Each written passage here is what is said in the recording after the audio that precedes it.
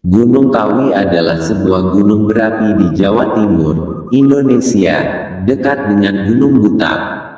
Tidak ada catatan sejarah mengenai letusan gunung berapi ini. Gunung Kawi, terletak di sebelah barat kota Malang, merupakan objek wisata yang perlu untuk dikunjungi bila kita berada di Jawa Timur karena keunikannya. Objek wisata ini lebih tepat dijuluki sebagai kota di pegunungan.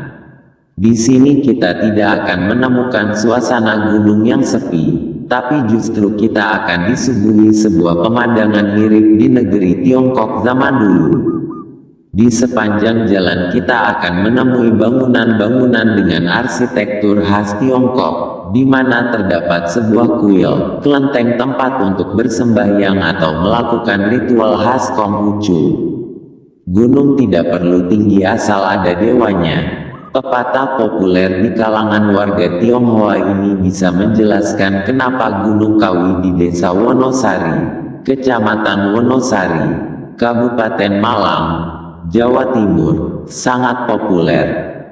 Kawi bukan gunung tinggi, hanya sekitar 2000 meter, juga tidak indah.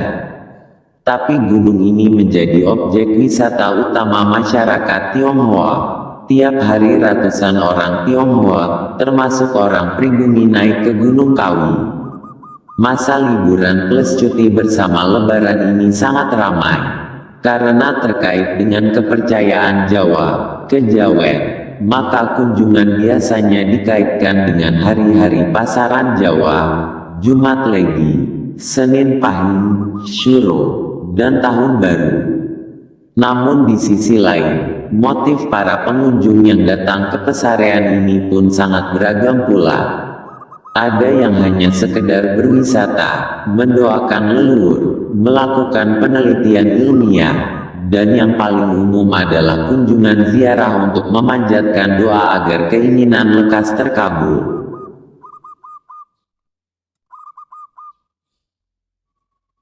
Asal-usul pesugihan Gunung Kawi. Awalnya makam Eyang Jugo di Gunung Kawi tidak dikenal sebagai tempat pesugihan hingga datangnya sosok pria dari daratan Cina bernama Tam Yang.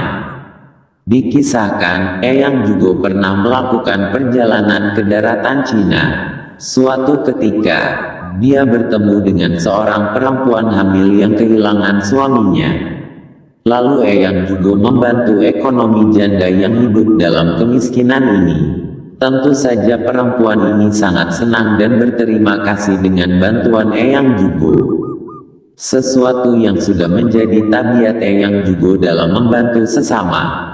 Ketika Eyang Jugo hendak kembali ke Pulau Jawa, dia berpesan kepada janda itu agar jika anaknya sudah besar kelak disuruh datang ke Gunung Kawi di Pulau Jawa.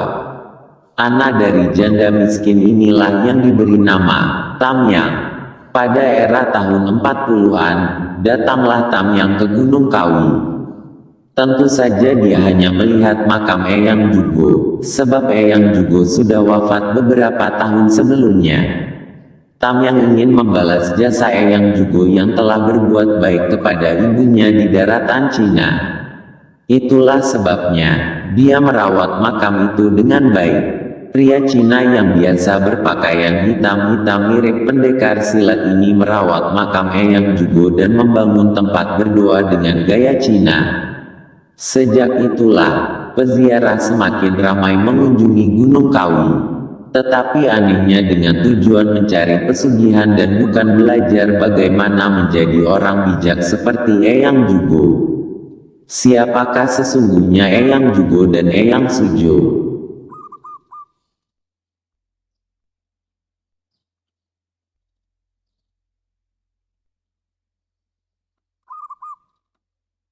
Yang dimakamkan dalam satu liang lahat di pesarean Gunung Kawi ini. Menurut Suryo Widakdo, 1989, Eyang Jugo atau Kiai Zakaria II dan Eyang Sujo atau Raden Mas Iman Sujono adalah bayangkara terdekat Pangeran Diponegoro. Pada tahun 1830 saat perjuangan terpecah belah oleh siasat Company, dan Pangeran Diponegoro tertangkap kemudian diasingkan ke Makassar. Eyang Jugo dan Eyang Sujo mengasingkan diri ke wilayah Gunung Kawi ini. Patung Dewi Kuan Yin di Gunung Kawi. Semenjak itu mereka berdua tidak lagi berjuang dengan mengangkat senjata, tetapi mengubah perjuangan melalui pendidikan. Kedua mantan Bayangkara Bala Tentara Pangeran Diponegoro ini, selain berdakwah agama Islam dan mengajarkan ajaran moral kejawen, juga mengajarkan cara bercocok tanam, pengobatan, olah kanuragan serta keterampilan lain yang berguna bagi penduduk setempat. Perbuatan dan karya mereka sangat dihargai oleh penduduk di daerah tersebut, sehingga banyak masyarakat dari daerah Kabupaten Malang dan Blitar datang ke padepokan mereka untuk menjadi murid atau pengikutnya. Setelah Eyang Jugo meninggal tahun 1871, dan menyusul Eyang Iman Sujo tahun 1876, para murid dan pengikutnya tetap menghormatinya. Setiap tahun, para keturunan, pengikut dan juga para peziarah lain datang ke makam mereka melakukan peringatan.